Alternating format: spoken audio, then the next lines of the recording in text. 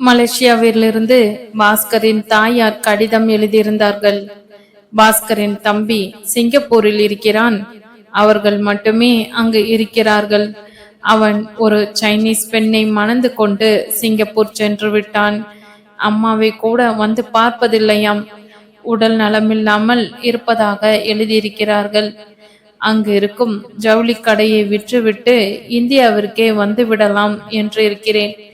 கடைசி காலத்தில் உன்னுடனும் என் பேர பிள்ளைகளுடனும் காலத்தை கழிக்கலாம் என்று எண்ணியுள்ளேன் என்று எழுதியிருந்தது. மனசுக்கு மகிழ்ச்சியாய் இருந்தது. ஆனால் சுமதியின் நிலைமையை கண்டு அதிர்ச்சி அடைந்தால் அவர்களுக்கு ஏதாவது நேர்ந்திடுமோ என்று பயந்தான் பாஸ்கர். ஏற்கனவே ஹார்ட் அட்டாக் வந்து பிழைத்துள்ளார்கள். இந்த முறை அது போன்று வந்தால் அவர்களை காப்பாற்றுவது கடினம் என்று டாக்டர் சொல்லியுள்ளதையும் நினைத்து கொண்டான். முதலில் அம்மாவுக்கு கடிதம் எழுதி, அவசரப்பட வேண்டாம், நான் நேரில் வந்தவுடன் எதையும் முடிவெடுக்கலாம் என்று தெரிவிக்க வேண்டும் என்று முடிவு செய்தான். மல்லிகா, மல்லிகா, இங்க வாயேன், சுமதி குரல் கொடுத்தாள். இதோ வந்துட்டேம்மா என்றவாறே கிணற்றடியில் துணி துவைத்துக் கொண்டிருந்த மல்லிகா எழுந்து வந்தாள். என்னம்மா, கூப்பிட்டீங்களா? ஆமா மல்லிகா, எனக்கு கொஞ்சம் தண்ணி கொடு. அப்படியே, ஐயா கொஞ்சம் சீக்கிரம் வருவதாக சொல்லியிருந்தார். அவருக்கு ஏதாவது டிஃபன் செய்து வச்சுடேன். என்ன டிஃபன் செய்யட்டும், நீங்களே சொல்லுங்க, நான் செய்யறேன். அவள் இதை கேட்டுக்கொண்டே தண்ணீர் கொண்டு வந்து தந்தாள். வாட்டர் ஜக்கை இங்கேயே வைத்திடட்டுமா என்றாள். சரிம்மா, இங்கேயே வச்சிடு, வேண்டும் போது நானே எடுத்துக்கிறேன். நீ உன் வேலையை போய் கவனி. துணி துவைத்துக்கிட்டு இருக்கேன், முடித்து விட்டு வந்து டிஃபன் செய்கிறேன். நீங்களும் என்ன டிஃபன் செய்யணும்னு யோசிச்சு வைங்க. மல்லிகா கிணற்றடிக்கு சென்றாள். மல்லிகா வேலைக்கு வந்தவுடன் கொஞ்சம் கவலை இல்லாமல் இருந்தாள் சுமதி. அவள் சமையல் செய்வதை தான் செய்வது போலவே நினைத்து சமையல் செய்ய சொல்லுவாள். கிச்சனுக்கு சென்று இப்படி செய் அப்படி செய் என்று சொல்லி கொடுப்பாள். மல்லிகாவையும் இவளுக்கு மிகவும் பிடித்து விட்டது. இங்கேயே தங்கும்படி கேட்டால் வேண்டாம் என்று அவள் வீட்டிற்கே சென்று விடுகிறாள். பவுன்ராஜிடம் சொல்லி அவள் அம்மா அப்பாவிடம் கேட்க சொல்ல வேண்டும் என்று எண்ணிக்கொண்டாள். மல்லிகா வந்த பிறகு சுமதியை குளிக்க வைப்பது, அவளை கவனிப்பது எல்லாம் பாஸ்கரை கவனித்துக் கொள்வான். அவன் இல்லாத சமயத்தில்தான் மல்லிகாவை கவனிக்கும்படி சொல்லியிருந்தான். அம்மா சொல்லுங்கம்மா, என்ன டிஃபன் செய்யணும்? மல்லிகா வந்து கேட்டாள். சேமியா இருக்கா பாரு. அவள் பார்த்துவிட்டு வந்து இருக்கு என்றாள். அப்போ சேமியா கிச்சடி செய்திடு. செய்ய தெரியும் இல்லையா? அன்றைக்கு கூட செய்தாயே. தெரியுமா, செய்துடுறேன். சந்தேகமானா கேட்டுக்கிறேன்.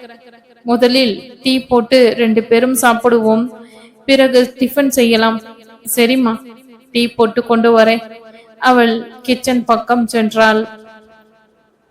சுமதி வீல் சேரை தள்ளிக்கொண்டே ஹாலுக்கு வந்து ரிமோட்டை எடுத்து டிவியை ஆன் செய்துவிட்டு அதையே பார்த்து கொண்டு இருந்தாள்.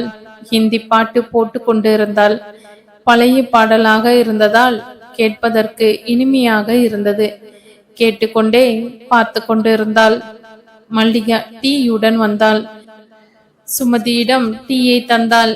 தானும் ஒரு டம்ளரில் டீயை ஊற்றி எடுத்துக்கொண்டாள்.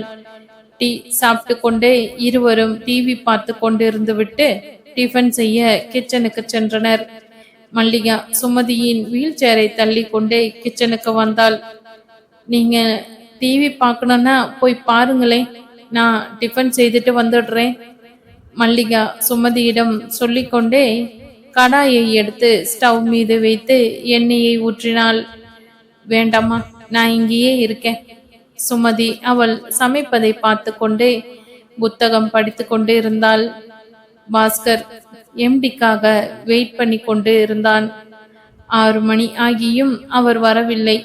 அவர் போனையாவது எதிர்பார்த்தான். முக்கியமாக அவரிடம் பேசியாக வேண்டும் என்று எண்ணி இருந்தான். சுமதியிடம் சீக்கிரம் வருவதாக சொல்லிவிட்டோம், இங்கே நேரமாகிறதே என்று எண்ணியவாறே ரிசப்ஷனுக்கு வந்தான். என்ன மிஸ்ஸஸ் சீதா, நீங்க ஏன் இன்னும் இருக்கிறீங்க? மணி 6:15 ஆகிறதே. இதோ கிளம்பிட்டே இருக்கேன் சார். உங்க வீடு எங்க இருக்கு? உங்க கணவர் எங்கு வேலை செய்கிறார்? என் வீடு ஷெனாய் நகர்.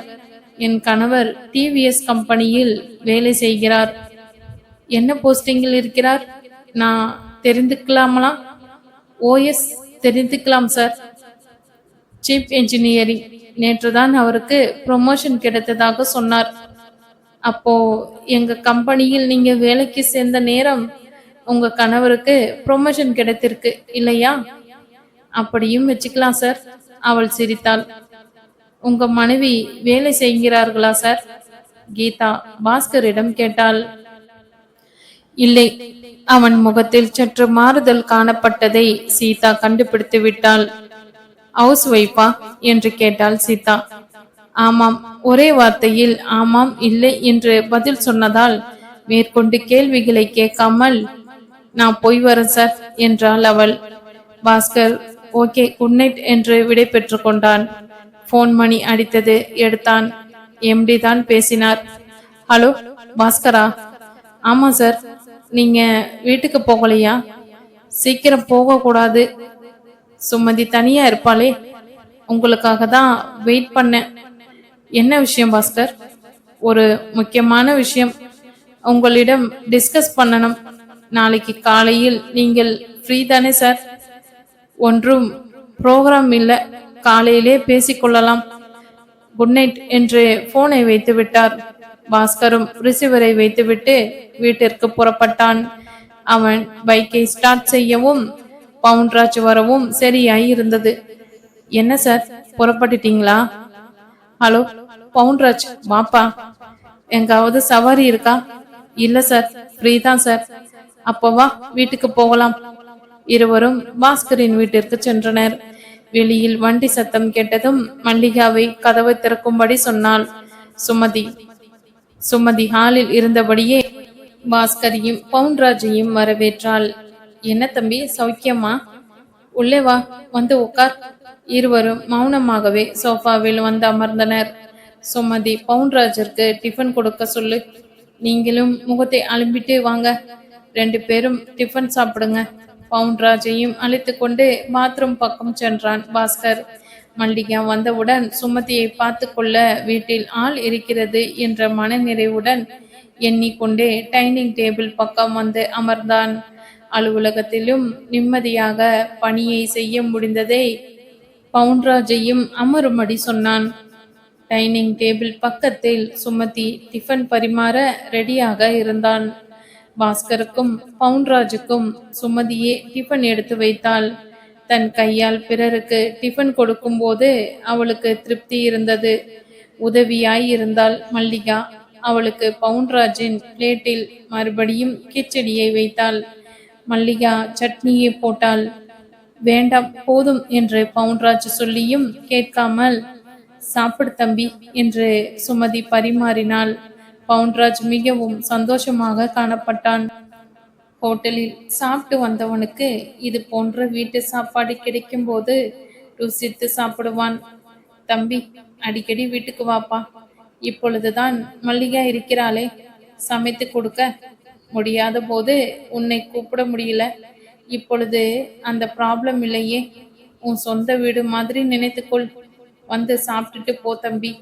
சுமதி அவனை கேட்டுக்கொண்டாள். சரிங்க, இந்த பக்கம் வரும்போது கண்டிப்பா வரேன். அவள் பாஸ்கரிடம் சுமதியிடமும் விடை பெற்று கொண்டு சென்றான். சுமதியும் பாஸ்கரும் பெட்ரூமில் அமர்ந்து கொண்டு பேசிக்கொண்டு இருந்தனர்.